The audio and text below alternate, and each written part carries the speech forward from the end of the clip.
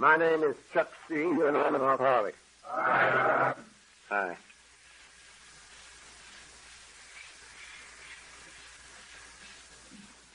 I don't know when I have felt any more grateful than I do tonight. This gang that has come down here to hear me bark for about 6 sessions officially and 16 unofficially. You're something else. And it's a great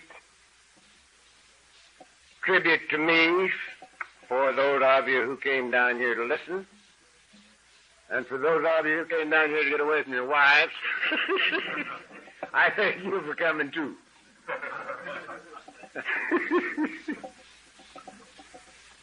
But it's a beautiful sight standing here and looking at you. You're a great bunch. And I love you. This has been an eventful week so far. I had to give a funeral on Monday in Pasadena. Chap who was 51 and who was giving an AA pitch. And right in the middle of it, he went down and didn't get up. Heart attack. And so that was Monday and Tuesday. I had another one. This was one of the original members of the Compton group. Came in just after it was started. Old Tex Mullis. And Tex had been sober for 21 years. And he did it sort of the hard way because he was a compulsive gambler, too. He loved to gamble. And he won and lost once in a while. The last time I knew him to be in Las Vegas, he won $17,000 on the crap table. Took it up to his wife and said, "Now you send this home." And she didn't. She put it in the safe in the hotel, and he lost most of it before he got out of the place. So it wasn't too bad for him because he thought that was a great joke. He blamed his wife entirely because he had told her to send it home. Well, this time he went up again, and he left with a heart attack. So I'd put him away on Tuesday. Wednesday, I got my 29th birthday cake, which is something for a tongue-chewing, babbling idiot drunk. 29 years without a drink of pill. And that was pretty nice. And here to finish the week out, I have you people to share with and to be shared with. And I'm, again, very grateful to you for coming. I thought tonight we might just think a little about the problem to get started. This retreat is supposed to be in all of our affairs. The 12 steps says, having had a spiritual awakening. As the result of these steps, meaning the first 11, we tried to carry this message to alcoholics and practice these principles in all of our affairs. In all of our affairs. And thinking a little about the problem, I have to think a little about a Texan who was the first chap that sobered up in Houston. He has, I guess, close to, if not already, 35 years of sobriety. He's half a Texan wide and a Texan and a half tall. And he tells a little story. He said if you're going to solve a problem, it helps if you know what the problem is. For instance, says he, I've always been afraid of dogs. He says, some little old girl come walking down the sidewalk with a Great Dane on the leash and says she's not afraid of him at all. Says a poodle runs out and I take off. And he's that high, you know. I can just see him running from a poodle. And he says this caused him a lot of embarrassment in his life. And it finally became necessary for him to look at the reason that he was afraid of dogs. And he looked and looked, and he started to turn the pages. He laughed back, and he got clear back to where he was 7 years old. And he remembered that when he was 7, a dog bit him. And that was the reason he was afraid of dogs. But he said that didn't completely satisfy him. And so he looked at it again, and he saw that the reason the dog bit him was that he was chasing a little girl at the time. Now, says he, all my life, I've been chasing women and getting in trouble and running from dogs, and dogs never were my problem in the first place.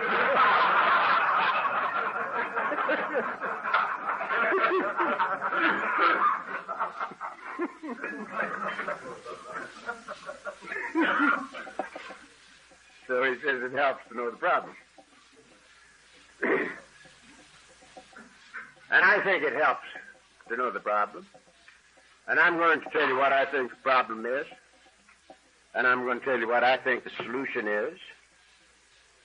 And there'll be some of you that will not agree with my thinking, and that's perfectly all right. But if I talk, I have to say it as I see it. So, our immediate problem when we came here was booze.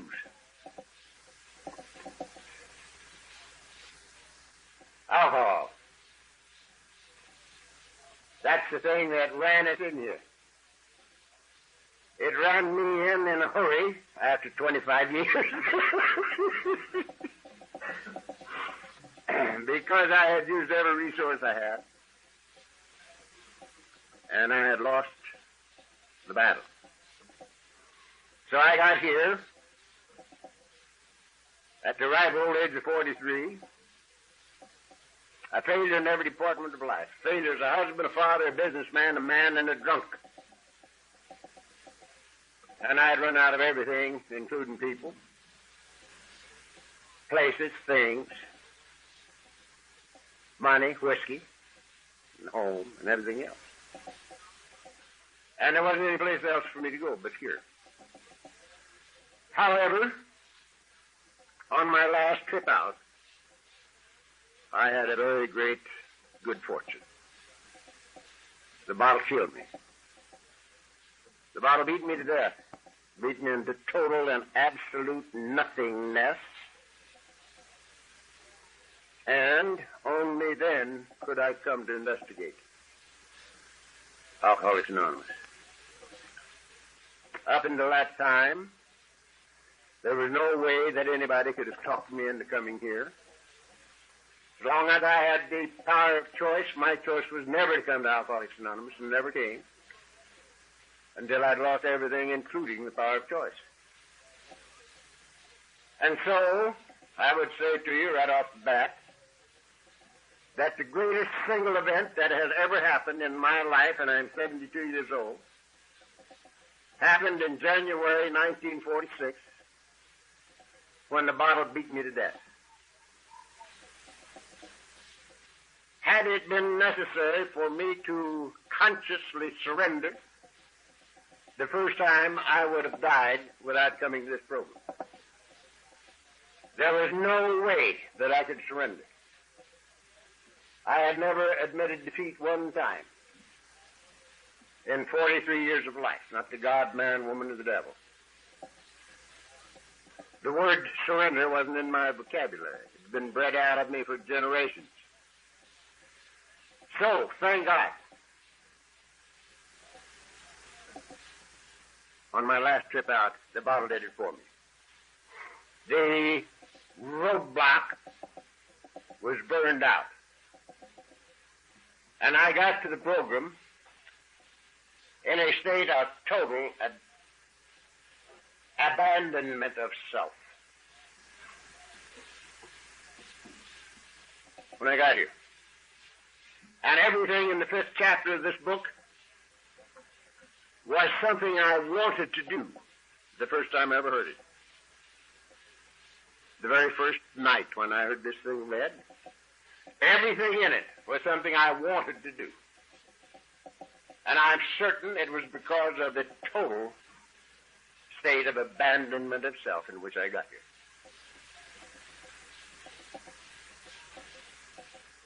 Now, there was one thing that I didn't think I could do, and that was step 3. And it wasn't because I didn't want to. I had no objection to step 3. I would have turned my will and my life over to a jackass if I could have gotten rid of me. But where it says we made a decision to turn our will and our lives over to the care of God, as we understood him, I didn't think that this was possible for anybody like me, because I didn't think it was cricket to believe that I could give the mess that was me to anybody, let alone to God.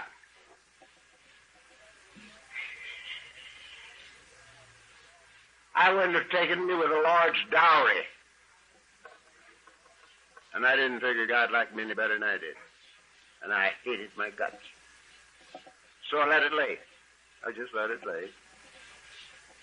Picked up the last third of step 12 and practiced these principles in all of our affairs. Now, after attending a meeting every night for 6 months, I discovered that I was sober and had been without a drink or a pill for 6 months, which was quite a discovery, because I had attended every one of those meetings with a great fear upon me that I couldn't have this thing, that I didn't have enough left physically or mentally to get it. And after 6 months of a meeting every night, I discovered that I'm sober and have been all the time. And at that time, I started giving a little attention to step 3. Because I was thinking, well, maybe there's some way that I could come to feel that God would take a package like mine. And I couldn't get any solution to the thing. I was messing with it for quite a little while. And finally, it occurred to me, your father.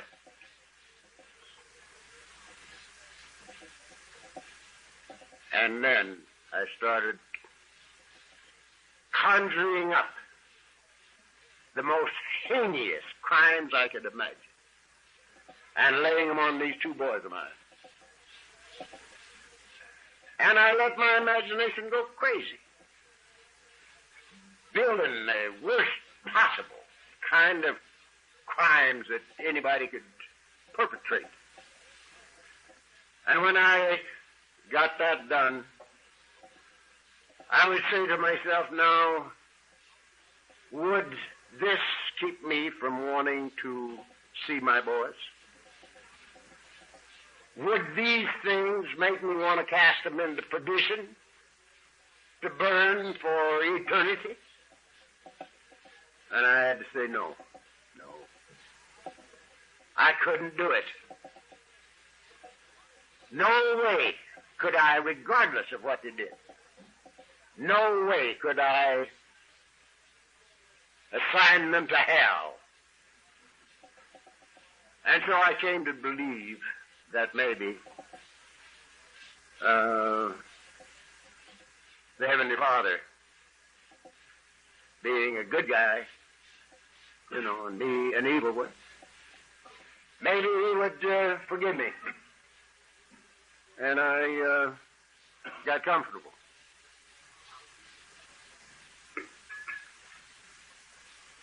But it had to come through that kind of procedure with me. Now, the funny part of it is,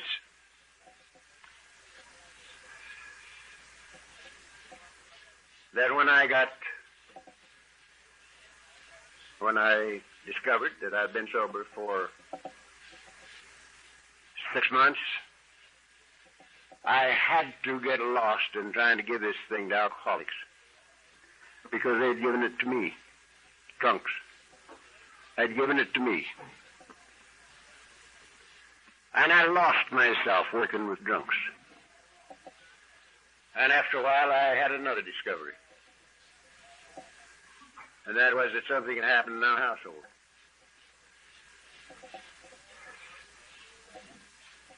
A year before, Mr. C was divorcing me. The kids wouldn't come home when I was around. The boss man was going to throw me through the window if I ever stepped foot in the plant again. Had no health, no sanity, no home, no job, no nothing. And it appeared that the war was over. The household was living like kittens. And that was a good discovery. That was about a year after I got here. And another 6 to 8 months went by. And I made another discovery. And that was that I was still trying to clean up my desk at the office. We'll talk a little about this when we talk about in business, or practicing these principles in business. But here I was, still trying to clean up my desk at the office. And business was good. It was plumb good. And that was a pretty good discovery. Maybe another year went by, and I discovered that the state of my being was better than anything that I had ever dreamed of in my life. My livingness, being itself, was better than anything that I ever dreamed of. And that was a good discovery. And now 5, maybe 6 years have passed, and I made another discovery, which I believe to be the great discovery. When we make this discovery, the search is over and life begins. Life isn't over. Life just begins. Really. And this discovery was that I was never alone anymore. I, who had walked alone for 43 years, totally alone. I was never alone anymore. I had a God of my very own. And where I am, He is. I'm often by myself, but never alone. And this has been the way it's been ever since the discovery, and it's the way it was before the discovery. Because I hadn't been alone since my first meeting. Now, I believe that this program of ours, the Alcoholics Anonymous program, is a program of uncovering, discovering, and discarding. That's the program to me. Uncovering, discovering, and discarding. The first 9 steps of the program are the uncovering steps. Clearing away the wreckage of the past. Squeezing us out of ourselves ego-wise. To get rid of the human ego. temporarily, because we never get rid of it totally, in my opinion.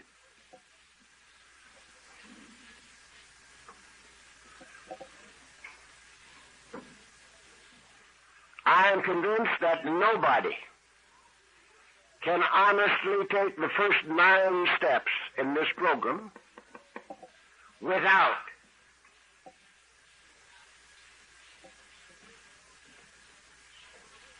making the discovery that something has happened, and it's very, very terrific. Because when we honestly apply the first 9 steps of this program to me, I apply it to me. At number 10, the ego is temporarily gone. Now, I am convinced in my own mind, totally and completely convinced, from the toenails to the top of my longest hair, that there's only one problem in this life. One problem that includes all problems, and one answer that includes all answers. Now that's oversimplification, isn't it? One problem that includes all problems, and one answer that includes all answers. I am totally convinced that the only roadblock between me and you and me and my God is the human ego. The only roadblock there is. I further believe that the best definition you'll ever hear of the human ego is the feeling of conscious separation from.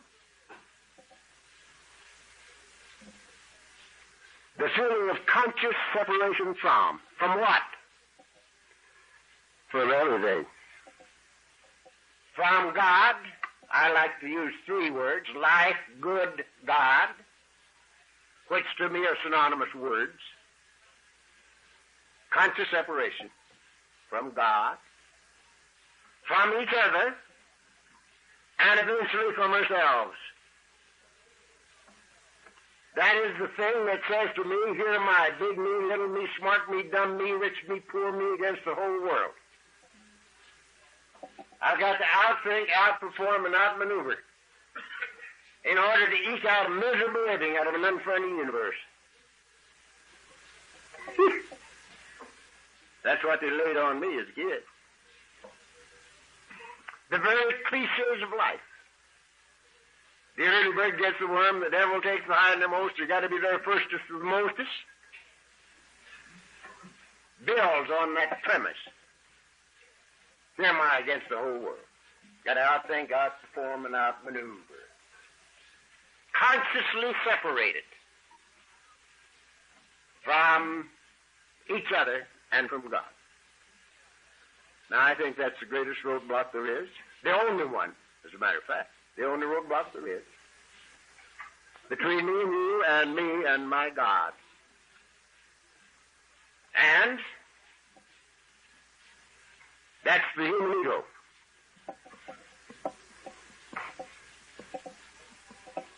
The seat of all the obsessions of the mind. That's where they come from. Now, it is also my total conviction that there is no possibility under heaven to satisfy the human ego. It is a divine impossibility. I like to sit up there in my big chair. Many of you have seen it. Some of you have sat in it for a minute, but I won't let you sit in it much longer.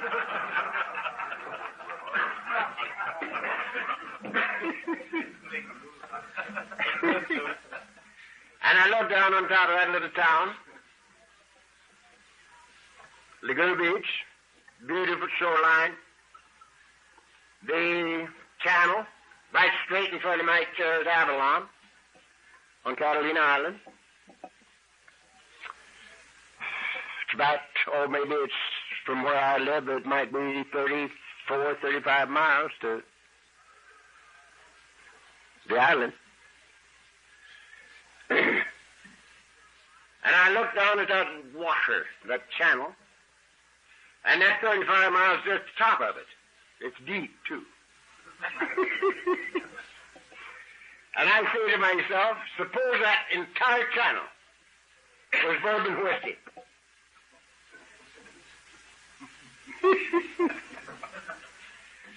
Now, that's quite a few drinks. Would that satisfy my obsession for whiskey? And I have to say no. The whole damn thing could not satisfy my obsession with drink. Because when I get started drinking, before long I'm flat on my back in bed, drinking the clock around. And every time I open my eyes, I drink. And there's no way to satisfy that obsession. No way. Now, suppose my obsession had been for money instead of drinking. How about that? It's totally impossible to satisfy an obsession for dough. Now, I had a client for many years, lived in Phoenix. He was a Syrian.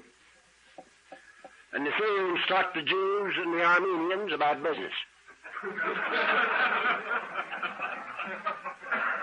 Syrian can starve an Armenian to death.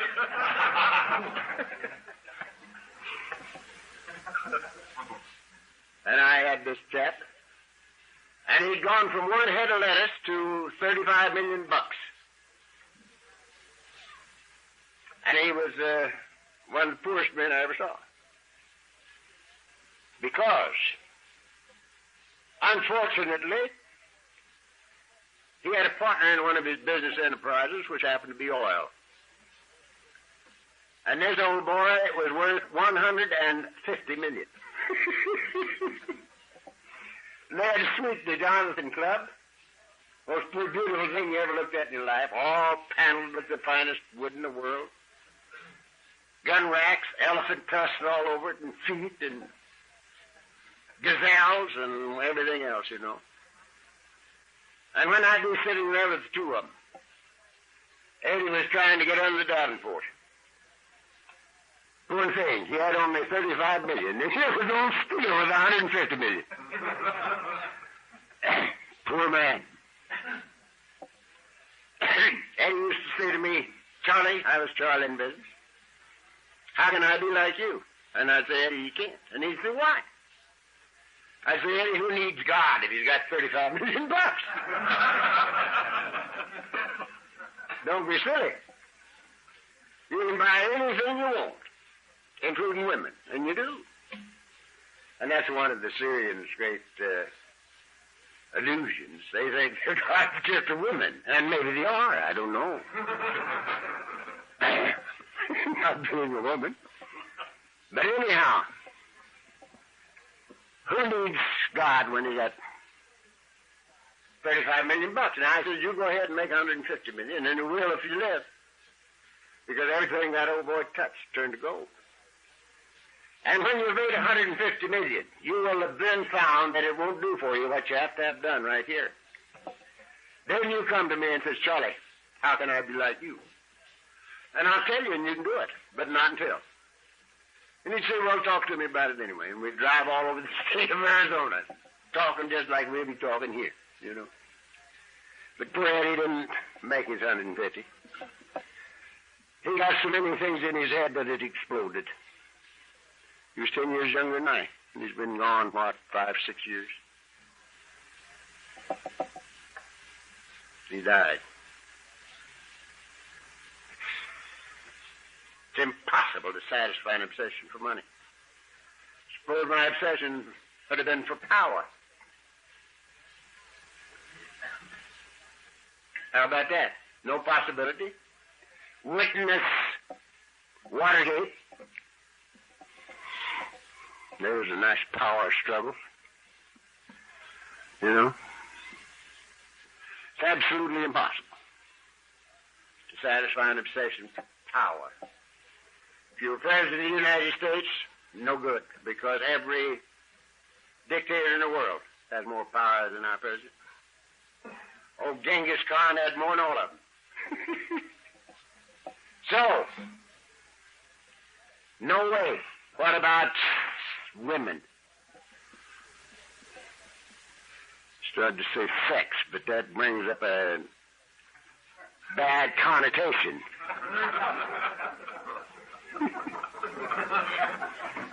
I've been getting invitations lately to go up and talk to the deviants. And God bless me, I can't hardly make it. So far, I've been able to sort of have some other thing to do or get something else to do.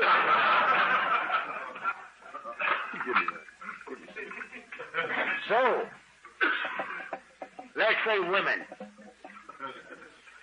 Suppose my obsession had been for women. And supposing, thank you, sir, that I had been the greatest Lothario of all times. And supposing I had captured every chick I set out to catch, but one. Now, at my age, I'd be a pretty good-sized army, don't you think? Would they satisfy my obsession for women? This one kills me. The one I can't get kills me dead. So, if you can't beat him, join him. We got to get rid of the obsessions of the mind. And in order to get rid of the obsessions of the mind, we have to be rid of the ego. Because that's where they come from. I want, I don't want, I like, I don't like, I. That's it. Now, that's the reason that the wording in this book is like it is. There are 452 pictures in the first page and 2 paragraphs in our chapter 5. Boy, there's a lot of things said in that dealing. Rarely have we seen a person fail who has thoroughly followed our path. Now I hear people get up here and say that they have heard Bill Wilson say that there's one word in the book that he would change if he was doing it again. And that would be to take out the rarely and put in never have we seen a person fail who has thoroughly followed our path. Well, Bill didn't say that to anybody, because he knew why he put rarely in there. If he had said, never have we seen a person fail who has thoroughly followed our path, I see about 4 people here at the front table looking right at me that would have said, oh, they've never seen a failure. Well, by God, I'll show them one. Yeah. That's the reason that's rarely. And Bill did tell me that himself. I happen to know him pretty good. Rarely have we seen a person fail who has thoroughly followed our path. Now, I heard that read one time, which I think maybe is even better than it's written. Some guy got up here and he read it, rarely have we seen a person fail who has thoroughly enjoyed our path. I think that's terrific. I put in a thanks in that page, you know. It's very good. Those who do not recover are people who cannot or will not completely give themselves to this simple program. Usually, men and women who are constitutionally incapable of being rigorously honest with themselves. Being honest with themselves. Honesty. And following the path. There's 2 pictures right there. To be honest and to follow the path. Thoroughly follow the path.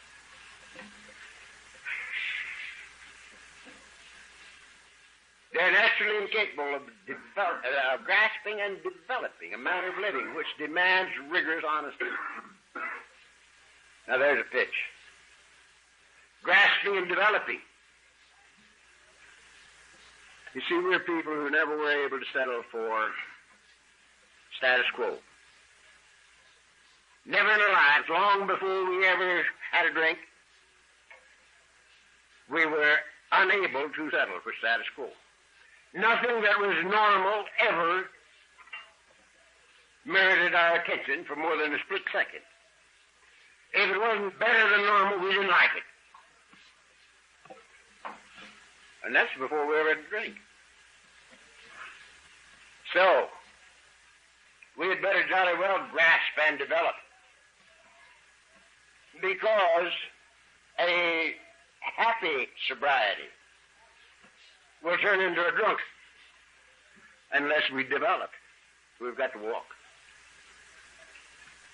We've got to keep going.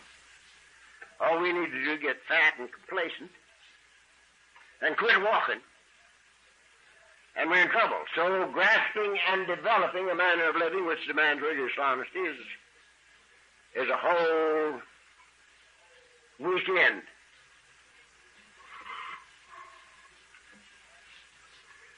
There are such unfortunates, they're not at fault, they seem to have been born that way. That's a line that I'd get the hell out of there.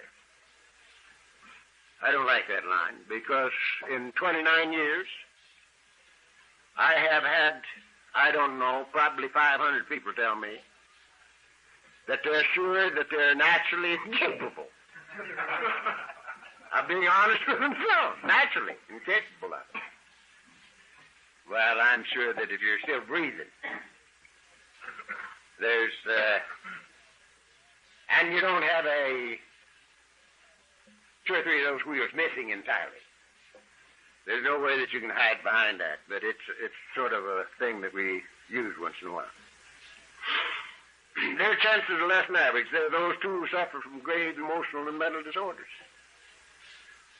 But many of them do recover if they have the capacity to be honest.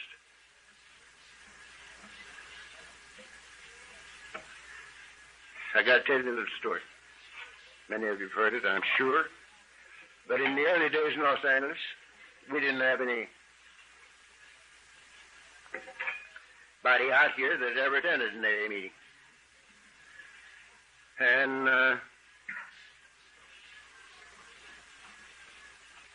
the Jewish gentleman came out here with a book. He didn't know he had it. He came to in Palm Springs. And he started looking through his luggage for some whiskey. And he found this book.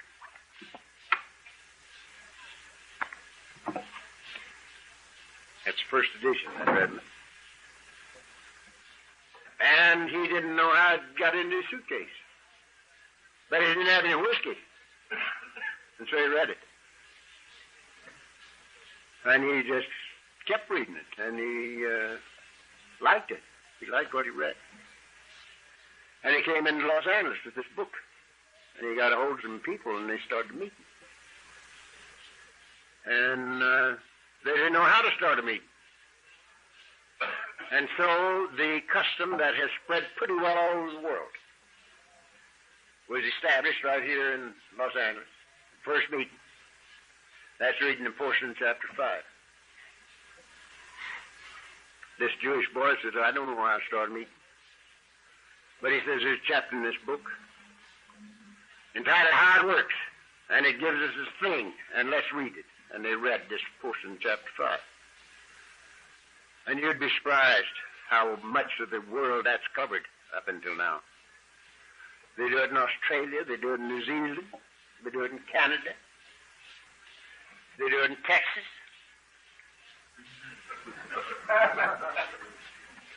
It's bad for them down there.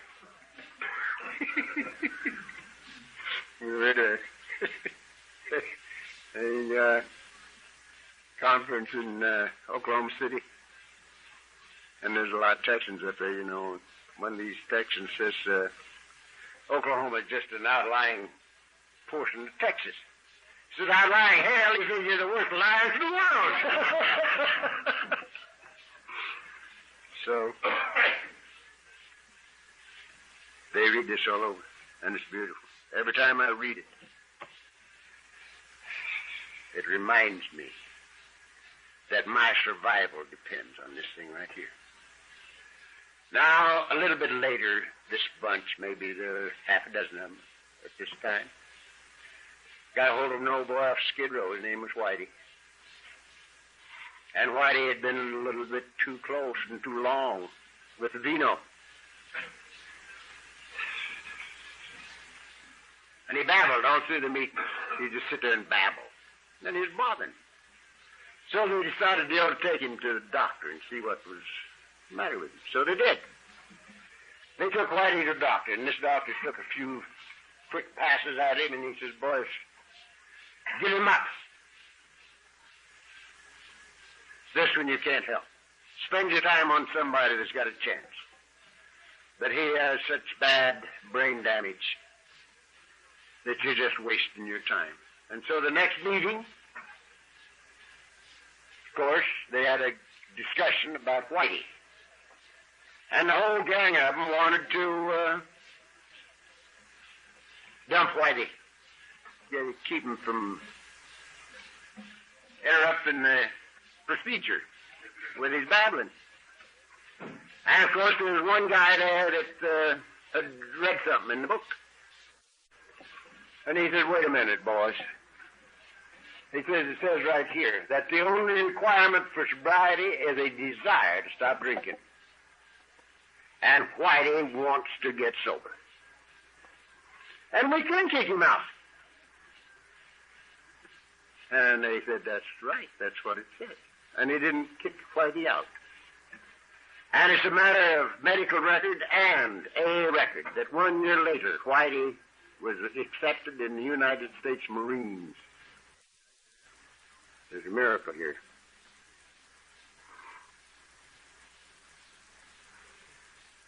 There are those who suffer from grave emotional and mental disorders, but many of these do recover if they have the capacity, to be honest. Our story discloses in a general way what we used to be like, what happened, and what we're like now. If you have decided you want what we have and are willing to go to any length to get it,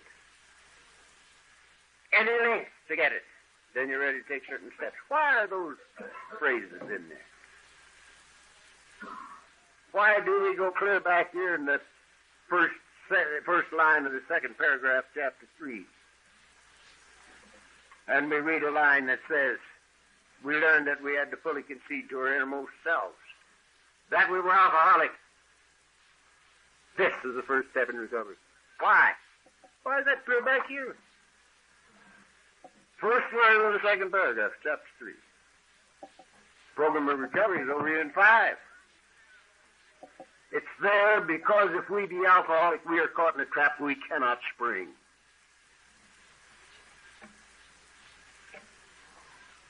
We have to have help. And we can't get help until we recognize the need for it. It's impossible. We're a peculiar breed of cats. We can't hear it, we can hear it, and we can't see it, we can see. And don't make a bit of difference who's talking. For instance, a number of years back, in the state of Virginia, I spent a good deal of time with a great celebrity, films and TV, and he and his wife were both outies. And I was very fond of him, and I was very hopeful that something was going to happen. And we sat for almost all day in Richmond, Virginia, yapping. And this guy's wife, everything I said, she said, why, that's the way I live. I've known that forever. And I talked a little while longer, but she says, that's the way we raised our kids. This is not new to us. We know the whole thing. And it went that way all morning. Well, they didn't know that I knew that they'd just gotten out of managers. Both of them. Managers, for those of you who don't know, is a booby hatch.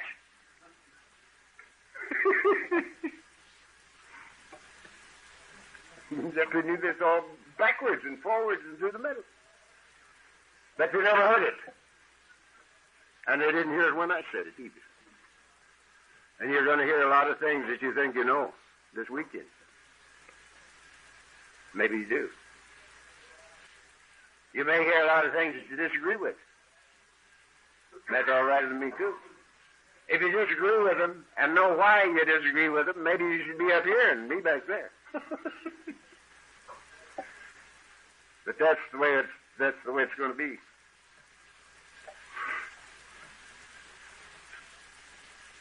The second condition, of course, is that sobriety has to come first.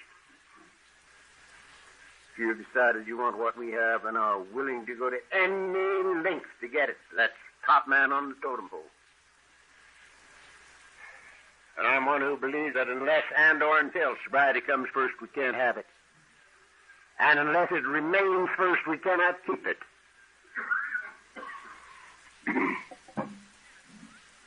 That's what it says here. This is very, very positive stuff. And are willing to go to any length to get it, then you're ready to take certain steps. Some of these we balked. We thought we could find an easier, softer way, but we could not. With all the earnestness at our command, we beg of you to be fearless and thorough from the very start. This isn't a headache we're talking about. We're talking about a terminal illness, the disease of alcoholism, a terminal illness. That's why these things are important. Because we have to have help. And we got to recognize the need for it before we can get it, and it's got to be top man on the totem pole.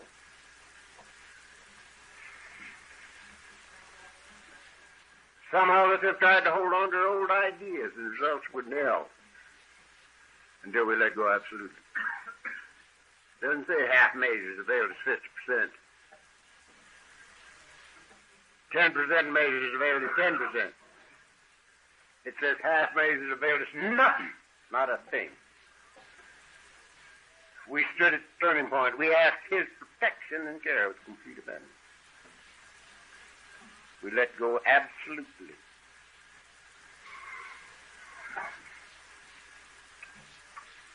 Stood up here without help is too much for us. But there is one who had all power. That one is God. May you find Him now. It's beautiful. It's a beautiful thing. Now, this is our problem. We're caught in a trap we cannot spring. We've already been to human help. The first time I heard these steps, 1 and 2 were a cinch, I knew that I'd lost the battle of life. I didn't know anything about alcoholism, but I knew I'd lost the battle of life.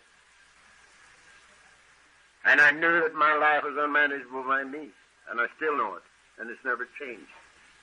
It's still unmanageable by me. It's no problem to me.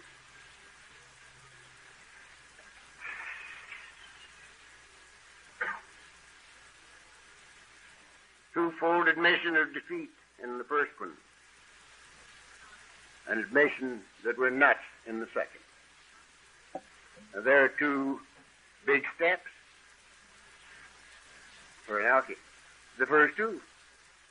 Lost the battle of life, number 1. You're nuts, number 2. So you need help, and you need it bad. And if you're like me, you've been the preacher, the priest, the doctor, the guy that knows more psychiatry than there is before you ever got to this place. To step 3. And so you know you need help. And you can't get it from human power. So we make a decision, turn the will and allow those to of God. Now this is one of the things that we're going to be spending time on. This is the most fantastic thing on the face of the earth. There's nothing that will compare with this. the thing that happens to us when we do this. Not when we read it, when we do it. To abandon ourselves completely to this simple program.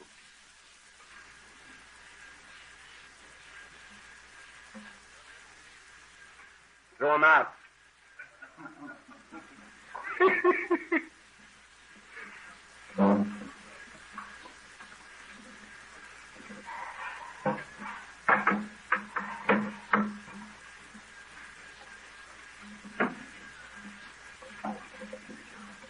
Yeah.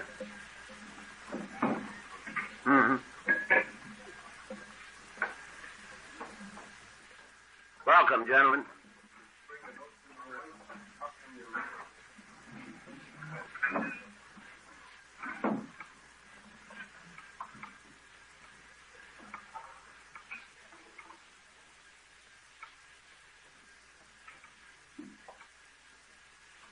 We made a decision to turn our wilderness eyes over to Sheriff Gunn.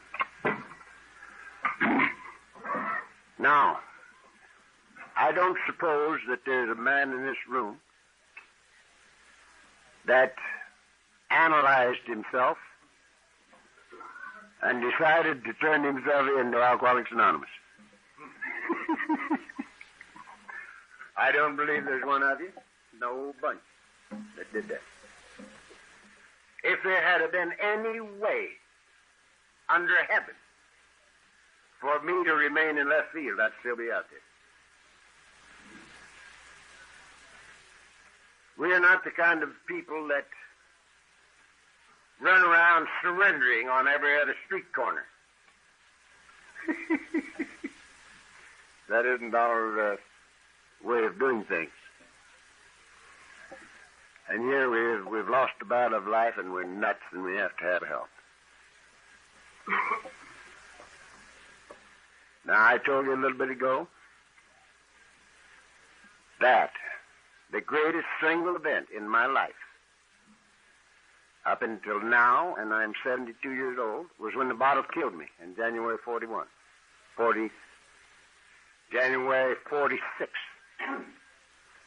I was 43. I had read Jack Alexander's article in the Post in March of 41. Mrs. C had found it, read it, opened it to the right place, and put it on the arm of the chair I sit in right now. And when I got home, I read it. I was 4 sheets in the wind when I read it. And I suspect I thought that was real good for you people that needed it. I imagine I did. But 5 years later, when I came to after a 4 weeks blackout, my last drunk started on the Friday before Christmas, 1945. And I came to sometime after the middle of January 46. And I don't remember the time was, but the calendar said it had been. And during that 4 weeks, the thing that had stopped me was burned out. And I accepted the fact that everything dear to me in life was gone and should be gone, and that I was not entitled to have it back. That was including my wife and my kids, and my home, and my job, and my health, and my sanity, and my money. It was all gone. And I wasn't entitled to have it back. I knew I was going to die because I'd come within an eighth of it, the next to the last time out. I'd fallen over on my face in the floor in the kitchen, turned blue, and they'd had to get the oxygen squad to wake me up.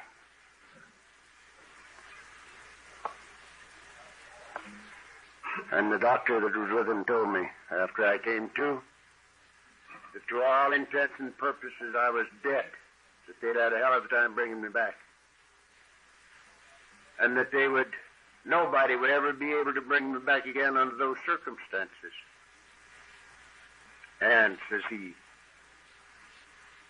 If I were you, I wouldn't do that anymore.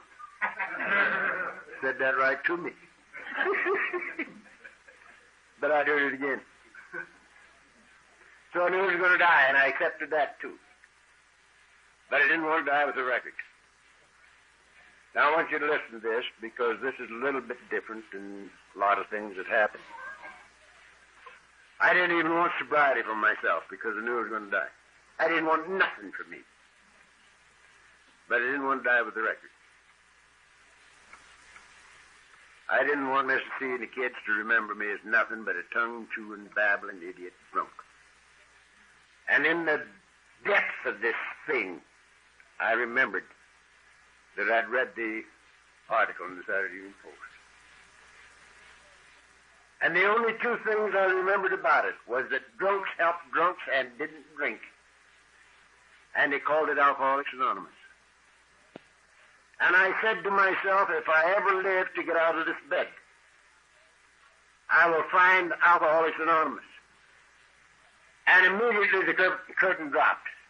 Just like that. Bang, it dropped. There was no more sanity. I was sickened to death, drunk, and insane. And I had a lot of dying to do. But from the moment of commitment until right now, I've never had a drink or pill.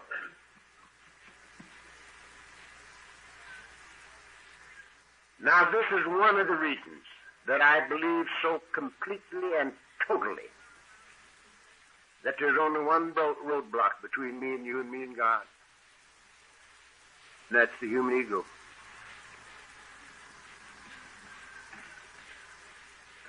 The only roadblock there is.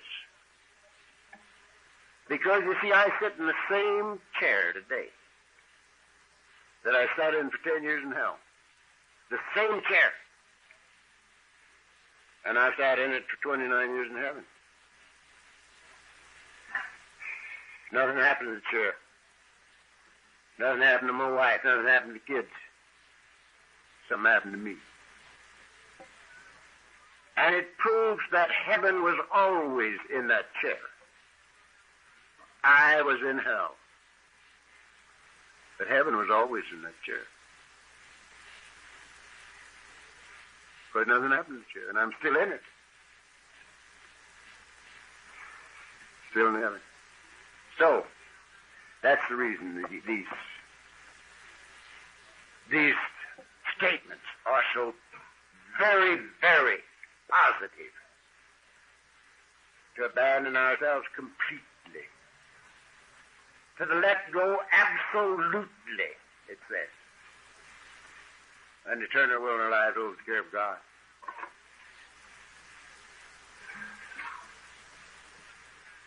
Now, this is the problem.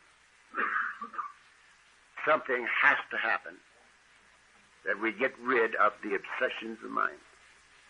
And that's what this program of ours is all about. The American Medical Society, we have some of its most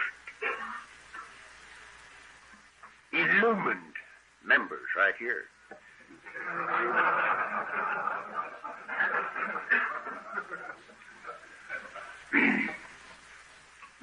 American Medical Society says alcoholism is a disease. It has symptoms. It is treatable but not curable.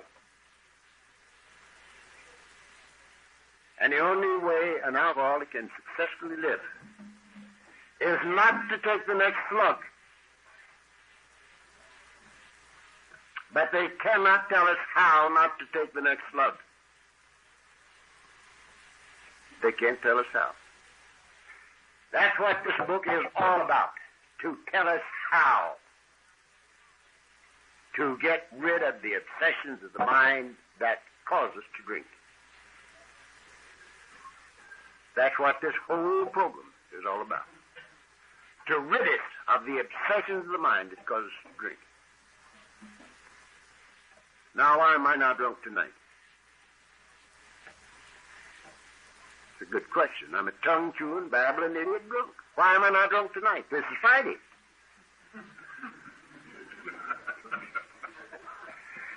Thursday night's kickoff night, right? You start on the machine is Thursday. You get in high gear on Friday, you pay Saturday. Sober up Sunday. Taper off so you can go to work Monday. Some Sunday you taper off so you can go to work some Monday. Why am I not drunk tonight? Because I have the thing I was looking for in the bottle. And that's the only reason I'm not drunk. That's the only reason I'm not drunk. I have the thing I was looking for in the bottle. Now, what is the thing?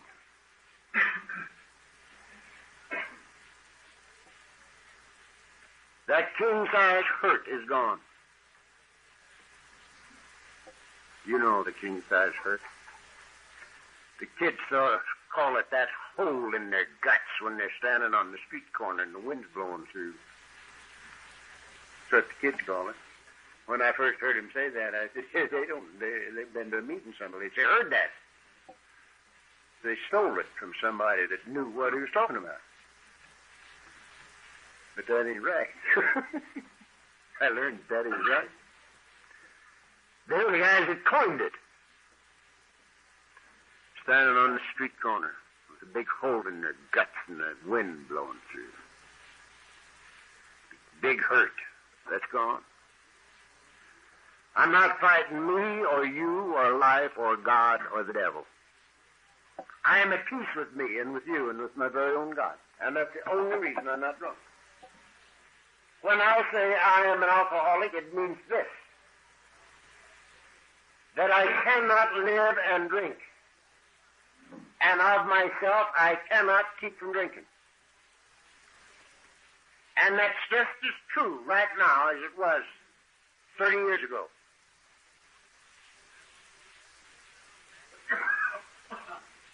That's step one, says we admitted we were powerless over alcohol, that our lives had become unmanageable by us. And I've looked all the way through this and through the manuscript from which this was written and through the most recent book that was printed, and there's nothing in any one of them that says that if I'm sober 10 or 12 or 29 years, my life will become manageable by me. They don't say that. I look. It's not in there.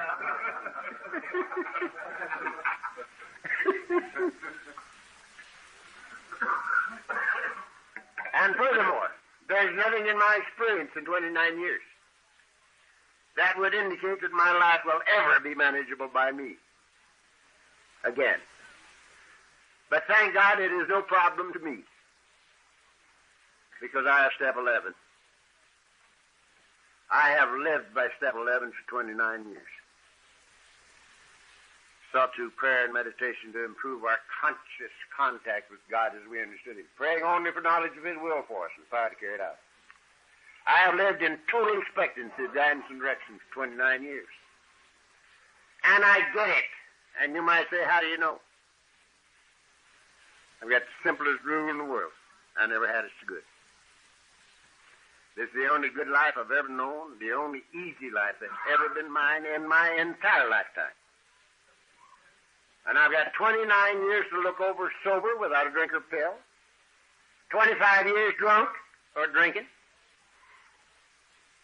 and 19 years before that. And this is the only good life I've ever known, the only easy life that's ever been mine. So I highly recommend it. This is the way to get rid of the obsessions of mind. Sure, the steps we took, we're sober. Now, don't say here the steps we read or heard read or learned by heart. Don't say that. Don't say here the steps we interpreted. You can find that in here. Don't say that. Don't say here the steps we conned God into taking for us. There have been a few people around this neck of the woods that were experts on interpreting the steps. There's one guy out in the valley there for a while. There was selling interpretations of the steps and teaching interpretations of the steps. until he got drunk. His business went down the rat hole. Don't say that. It says here the steps we took. And the reason we have to take them is because we're caught in a trap we can't spring. We have to have help and can't get help until we recognize the need for it. Now, going on down through to step 9, and I've just got time, I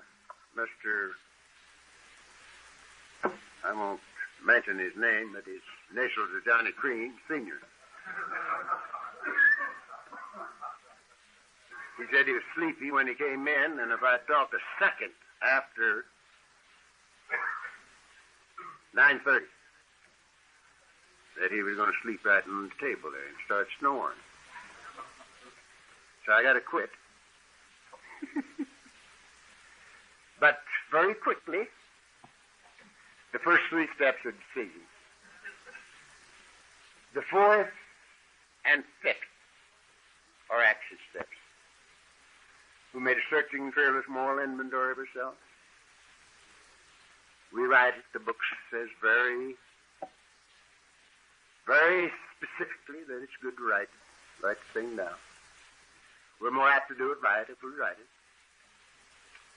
Takes a little longer. It's good for us. So we write it. That's a moral inventory. So we don't have to write every time we turn left when we should have turned right. It don't mean that we have to put down everything we ever stole, or every lie we ever told, or every time we ever got drunk. That does not what it means. It means to write down enough that we can see the motivation for what we have done up until now. The motivating force in our lives. And of course, if we want to get real simple, the whole thing will boil down to obsessions of the mind, which is the ego. Every one of them will boil down to trying to satisfy the human ego, which cannot be done. So we write it down and then we share it. Share it with God, ourselves, and another human being. That other human being is the thing that really sets us up for the kill. I can admit to God and to myself hidden the privy. You know. Nobody knows but me and God. But if I have to spread this dirty linen out before another human being, man, if you got any ego left after that, you ain't done it. That's an ego buster. And so we've written it and shared it, and now we've become willing to give it away, and we give it away. Again, we got 2 action steps in there. These next 2 are not action steps. They're, again, decisions. Now I find people all over the world beating their brains out, trying to get rid of the obsessions of the mind.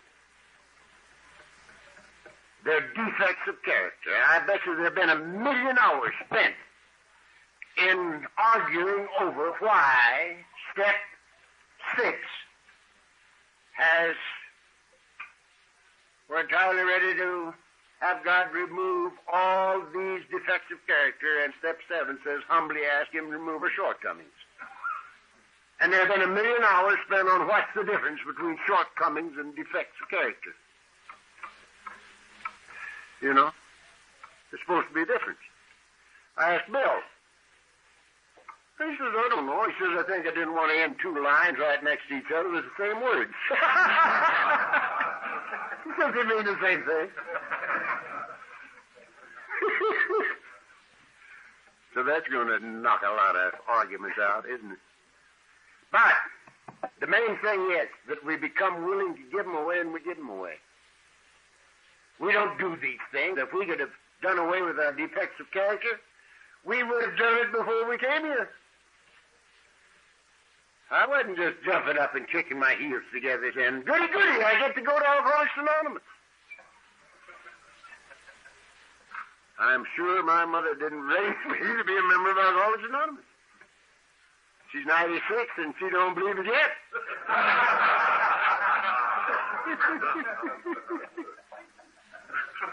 She's still around. I say I've had 29 years without a drink, and she's living at 96 years. What's so hot about that? So, we become willing to give them away, and we give them away. And then we've got two more in the first 10. Two of the greatest ones left yet. The most immediately effective steps in the whole program are 8 and 9. We made a list of all persons we had harmed and became willing to make amends to them all. Made direct amends to such people wherever possible, except when to do so would injure them or others. If you haven't done that, do it. Do it, do it, do it. Quick. The weight of the world is removed from your shoulders when you honestly take care of 8 and 9. And I'm going to tell you this little story, and it won't take that long. I'll still get down. One time, many of you have heard it, but it curls my hair yet. About 10 years ago, I got a call on a Friday night, just like this, from a guy in Whittier. And he says, Chuck, I'm sitting here with 6 gun in my lap, and I'm going to blow my brains out. But he says, Jim, says, don't shoot yourself until you've talked to Chuck C. And he gave me your number. And I'm called and I'm ready to talk. So what do you got to say? And I says, you called on a bad night. I said, I'm talking tonight, tomorrow night, and Sunday night, but Monday night's open. So if you want to see me, come down Monday night, and if you don't, blow your brains out. And that's exactly what I told him. And at 7:30 Monday evening, the doorbell rang. And in came my boy. Now, let me tell you a little story here within a story. This Jim was Jim Willis. And Jim Willis was Sybil's husband for many years. Sybil was 14 years in our central office. And Jim was a compulsive gambler. And Jim started the Gamblers Anonymous thing and wrote their book. And he'd already done that, and then he became an alcoholic. And he called me one time, says, come and get me. And I said, where are you? And he was in his office on Pico. And I went and got him.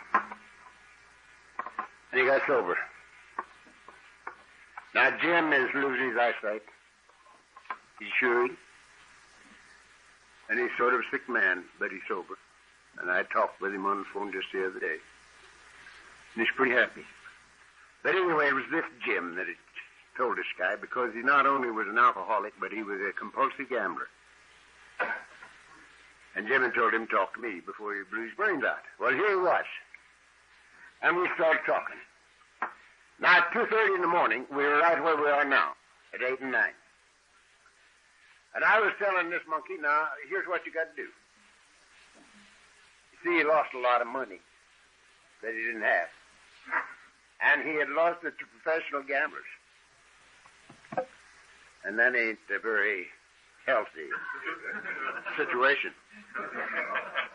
It don't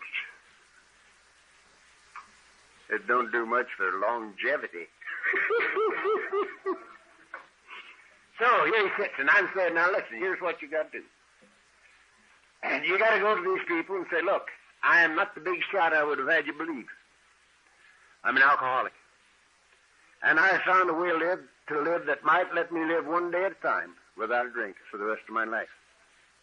And one of its conditions is we got to make amends, and that's why I'm here. Now, says he, I admit the debt. I said that I was going to, this is what he had to do. You go to him and say to them, I admit the debt. I'll owe you the money. And I'll pay you as soon as I can. But I ain't got no money now. Why, he says, Chuck, you can't do that. They'll kill me. And I said, so what? You won't have suicide on your mind?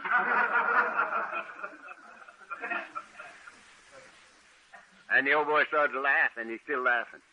And he's walking the streets free, man. Ever since he was laughing right over the hill, you know, and he left me. And he never quit. And he paid him off. Nobody killed him. So one of these things. So if you haven't done 8 and 9, do them. The weight of the world goes right off your back when you do them. Now, to finish up.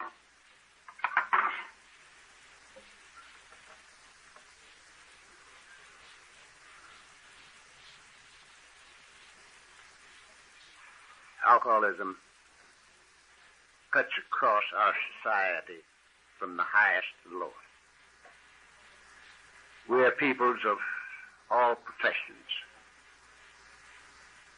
all states of poverty and riches, priests and preachers from all denominations. We have in this deal. We have world scholars amongst us, bankers,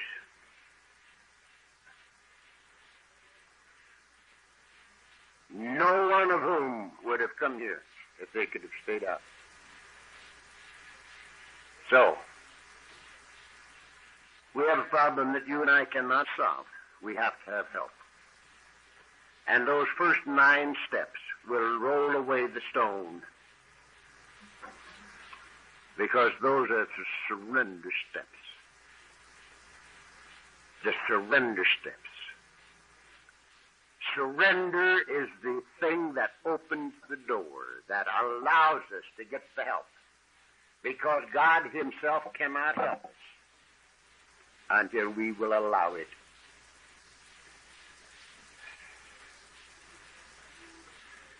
The recognition of the need for help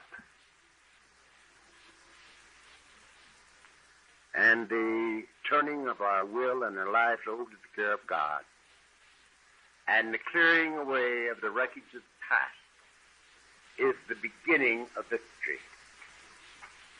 It's fantastic. Don't be afraid of it. Now, I'm convinced that you and I have to do this without getting too serious about it. We get too serious and nothing happens. If we look too hard, we'll never find. I looked for this thing for 30 years before I got here, and I couldn't find it. I came here not looking for it, and it found me, or we found each other, or something. Wasn't even looking for anything but a way to live one day at a time without drinking, so I could rub out as much of the record as I could. So I want us to have a lot of fun this weekend. Don't be too serious. You know, Rule 62.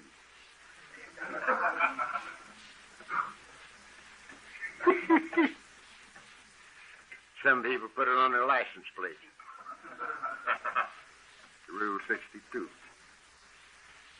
It's a good rule. There's a little book about that tall and about that wide, and it's green, it covers. And on the front cover, it says Rule 62. And you open it up, and you look, and every page in the book, it's vacant, except the double truck in the middle. And it says, don't take yourself so goddamn seriously.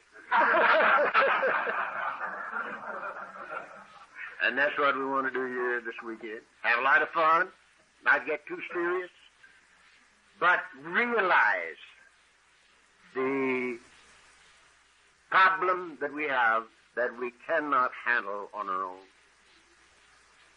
And to come to see totally before this weekend is over that what I can't do, we can do with the grace of God.